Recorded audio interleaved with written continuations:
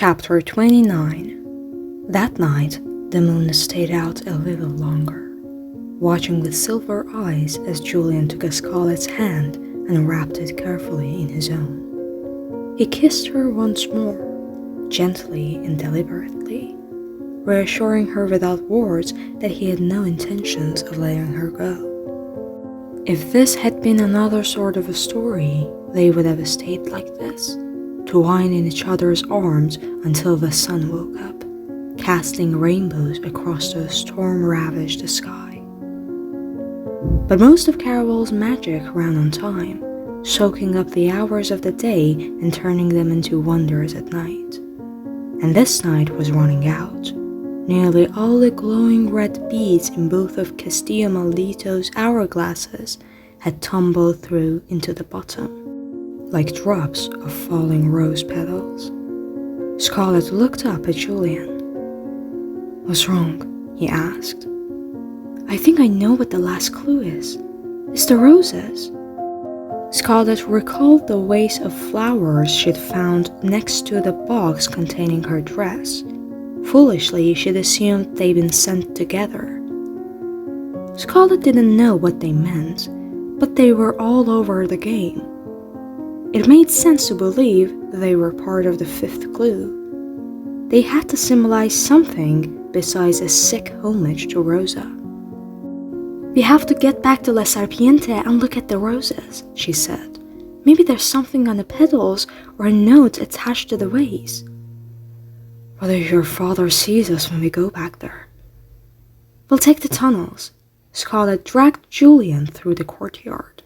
It was already chilly out, but the air felt even colder when they reached the abandoned garden.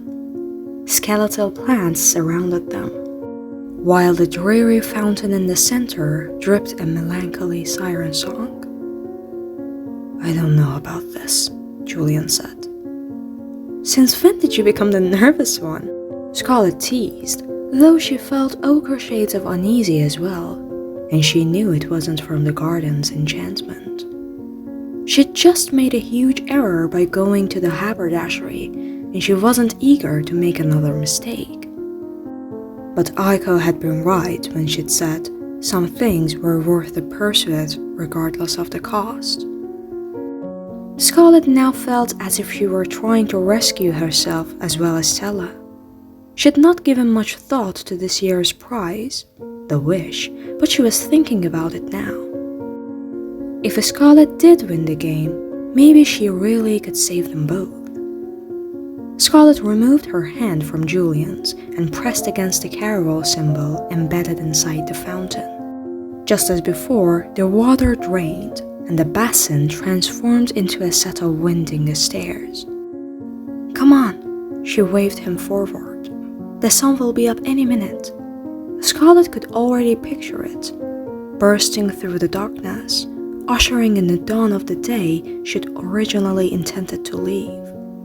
And for the first time, despite all that had happened, she was glad she'd remained, because now she was determined to win the game and sail away with more than just her sister.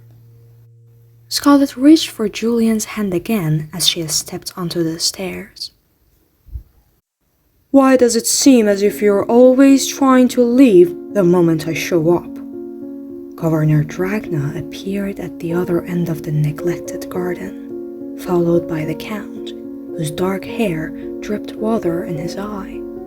No longer did he appear excited by this challenge. Scarlett yanked Julian down the damp steps to the tunnel entrance, gripping his hand as her father and the Count gave chase. She didn't dare look behind her, but she could hear their pursuit, the thunder of their boots, the shaking of the ground, the pounding of her own heart as she spiraled down the stairs. "Julian, you need to go ahead of me. Find the lever to shut the tunnel before—" Scarlett broke off as her father and the Count reached the stairs. Their shadows stretched out in the golden light, clawing at her from afar. It was too late to keep them out of the tunnels now. But Scarlett and Julian were almost at the bottom of the steps. Scarlet could see the tunnels went off in 3 different directions, one lit by gold, one almost pitch black, and the other illuminated by silver blue. Ripping her arm free from his protective grasp, she pushed Julian toward the darkest tunnel. "We need to split up, and you need to hide." "No," he reached for her. Scarlet danced back. "You don't understand. After tonight, my father will kill you." "Then we won't let him catch us." Julian wove his fingers through hers and raced with the Scarlet into the golden passage on the left. Scarlet had always liked the color gold. It felt hopeful and magical. And for a brief, shining moment, she dared to dream that it was. To hope she could outrun her father, create her very own fate. And she almost did. But she could not outrun her fiancé. Scarlet felt his gloved hand bend around her arm. A moment later, her head snapped back, every piece of her scalp on fire as her father's fists took hold of her hair. She screamed as both men tore her away from Julian. "Let her go!" Julian shouted. "Don't take another step, or this will get worse." Governor Dragna wrapped one hand around the Scarlet's throat as he continued pulling her hair. Scarlet bit back her yelp, a pained tear rolling down one cheek. From the twisted angle of her neck, she could not see her father, but she could imagine the sick look on his face. This would only get worse. "Julian," Scarlet pled, "please get out of here." "I'm not leaving you." "Not another step," Governor Dragna repeated. "Remember the last time we played this game? Do something I don't like and my darling daughter pays." Julian froze. "Much better, but just so you don't forget again." Governor Dragna released Scarlet and punched her in the stomach. Scarlet fell to her knees as the air left her lungs. Her vision blanked as she hit the dirt. She could only feel the pain, the echo of her father's fists, and the dirt she'd fallen into, staining her hands as she struggled to stand back up. Around her, voices bounced off the walls, angry ones and frightened ones, and when she stood, the world had changed. "Is that really necessary?" "Touch her again and I think you missed the point of my demonstration." One by one, she matched the words with the men as she took in the new scene. The Count's well-groomed expression had shifted to something cloudy and uncertain as he helped the Scarlet to stand. Across from them, too far out of her reach, her father stood with a knife to Julian's throat. "He just wants to stay away from you," said Governor Dragna. "Father, stop this," Scarlet rasped. "I'm sorry I ran away. You have me, just let him go." "But if I let him go, how do I know you'll behave?" "I agree with your daughter," said the Count, his arm now curling around her, almost protectively. "I think this is going a little too far." "I'm not going to kill him." Governor Dragna's eyes crinkled at the edges as if they were all being unreasonable. "I'm only giving my daughter a little extra incentive not to run away again." A slick mud-colored feeling coated the Scarlet's insides as her father adjusted the knife. She thought nothing could be as painful as watching him hit Tella, but the blade, so close to Julian's face, created a whole new world of terror. "Please, father," she trembled and shook with every word. "I promise I'll never disobey you again." "I've already heard that worthless row, but after this, I think you'll finally keep it." Governor Dragna licked the corner of his lips as he flicked his wrist. "Don't!" The Count clamped a gloved hand over Scarlett's mouth, muffling her screams as her father slashed his dagger across Julian's beautiful face. From his jaw, across his cheeks, all the way up to below his eye. Julian sucked in a cry of pain as Scarlett fought to reach him. But she was powerless to do more than kick, and she feared her father would do more damage to Julian than he already had. She'd probably shown too much emotion as it was. Scarlett waited for Julian to fight back, to grab the knife, to run away. She remembered his rows of sharply defined brown muscles. She imagined, even bleeding and injured, he could overpower her father. But for a boy who had started out so selfish, he now seemed determined to keep his ridiculous word and stay with her. He stood stoically as a wounded statue while Scarlett crumbled inside. "Now I think we're done," said her father. "You know," Julian turned to the Count, speaking through a bloody smile. "It's pathetic when you have to torture a man just to get a woman to be with you. Maybe I was wrong about being finished here." Governor Dragna lifted his knife once more. Scarlett tried to break free from the Count, but his arms stayed bound around her chest, cutting into her like ropes. "You're not making this any better," the Count hissed, then louder to her father in a tone that sounded bored. "I don't think that's necessary. He's just trying to get a rise out of us." The Count smirked as if he couldn't have cared less about Julian's words, yet Scarlett could feel the quickening of his heart and the heat of his rapid breath against her neck, even as he added, "And for the saint's sake, give the man a handkerchief. He's dripping blood everywhere." The governor tossed Julian a tiny square of cloth, but it was barely enough to soak up the blood. Scarlett could see the droplets fall to the ground as their grim party began trudging forward. The entire journey back to La Serpiente, Scarlett tried to think of ways to escape. Despite his wound, Julian was still strong. Scarlett imagined he could have easily run away, or at least tried to fight back. But he marched silently by her father's side while the Count clutched Scarlett's limp hand. "It's going to be all right," the Count whispered. Scarlett wondered what type of delusional world he must live in to think such a thing. She almost hoped they'd find a dead body again, giving her the chance to break away.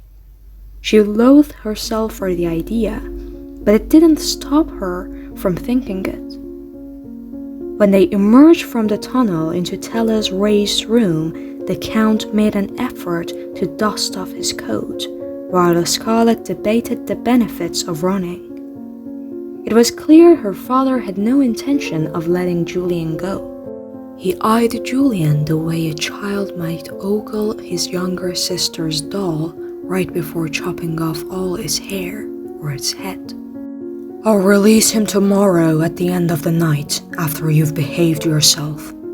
Governor Dragna wrapped an arm around Julian's shoulder, while the cloth held to Julian's cheek continued dripping blood. "But father, he needs medical attention." "Crimson, don't worry about me," Julian said. Obviously, he didn't know how much worse this could get. Scarlett tried a final time. She could see no way out of this for her, but maybe it wouldn't be too late for Julian. If he got away, he could still save Tella too. "Please, father, I will do whatever you wish, but you have to let him go." Governor Dragna groaned. This was exactly what he wanted to hear. "I've already said I'd release him, but I don't think he wants to leave yet." He squeezed Julian's shoulder. "Do you feel like leaving us alone, boy?" Scarlett tried to meet Julian's eyes, tried to beg him to leave with a look, but he was being more stubborn than ever. Scarlett wished he'd turn back into the careless young man she'd met on Trista. His selflessness would accomplish nothing here unless he had a death wish. It seemed it was up to her to find a way to end this. "I've got nowhere else I need to be," Julian said. "Are we all going to go upstairs now, or do you plan to have us asleep in here?" "Oh, we are not sleeping together. At least, not all of us." Governor Dragna winked, and a tremor ran through Scarlett. He was looking at her with the type of expression that might have lit up another person's face before bestowing a gift. But Governor Dragna's presence were never pleasant. "Count Darcy and I had been sharing a suite, but it's too cramped for 4 people. So the sailor will stay with me in there. And Scarlett..." Governor Dragna drew his words out in slow, unmistakable syllables. "You'll be sleeping in your own room with Count Darcy. You'll be married soon enough," you went on. "And your fiancé has paid quite a sum for you. I don't see why I need to make him wait any longer before enjoying what he's bought." Scarlett's horror escalated as her father's mouth slanted into a new smile. This was so far from how she'd imagined things. It was horrid enough that she'd been purchased like a sheep, that the price had been placed on her, saying this was all she was worth. "Father, please, we're not married yet. This isn't proper." "No, it's not." Governor Dragna cut her off. "But we've never been a proper family, and you're not going to complain unless you want to watch your friend continue to bleed." The governor stroked the unmarred side of Julian's face. Julian didn't flinch, yet he no longer wore the placid expression he bore in the tunnels. Everything about him had intensified. He caught Scarlett's eyes, a silent fire burning in his. He was trying to tell her something, though she had no clue what it was. All Scarlett could feel was the nearness of Count Darcy. She imagined his hands eager to claim her body, as her father's hands were eager to inflict more pain upon Julian. "Call it an early wedding present that I'm not mutilating him further right now," said Governor Dragna. "But if you say another word aside from yes, my generosity ends." "No," Scarlett said. "You will not touch him again, because I will not do another thing unless you release him this moment." Scarlett turned to the Count. It did not appear as if he was enjoying this. Wrinkles marred his perfect forehead, but he did nothing to stop the governor, and just the sight of him, standing there in his crimson cravat and silver boots, made her ill to her core. Tella had been right. "You think your marriage is going to save you? But what if the Count is as bad as father, or worse?" Scarlett didn't know if Count Darcy was actually worse than her father, but in that moment he felt just as vile. He no longer held her hand softly as he had in the haberdashery. His grip was firm, assured. The Count had more strength than he let on. He had the power to stop this if he desired. "If you let this happen..." Scarlett paused to meet the Count's eye, searching for a trace of the young man she'd exchanged so many letters with. "If you use the threat of his punishment to control me, I will never obey or respect you. But if you let him go, if you show some of the humanity I read in your letters, I will be the perfect wife you paid for." She recalled Julian's words in the tunnel and added, "Do you really want a bride who will only sleep with you because another man will be tortured if she doesn't?" The Count's face flushed. Scarlet's heart beat faster with every darkening shade on his visage. Frustration, embarrassment, wounded pride. "Let him go," the Count cried out, "or our deal is over." "But I won't argue this." The Count's elegant voice turned rough. "I just want this done." Governor Dragna did not look pleased to part with the toy he'd barely played with. Yet to Scarlet's surprise, he released Julian without further argument, shoving him toward the door. "You hurt him. Leave." "Crimson, don't do this for me." Julian shot a pleading look toward Scarlet. "You can't give yourself to him. I don't care about what happens to me." "But I care," Scarlet said, and though she wanted to look at Julian's beautiful face one last time, to show him how she thought he was the furthest thing from a scoundrel or a liar, she didn't dare meet his eyes. "Now please, leave before you make this harder."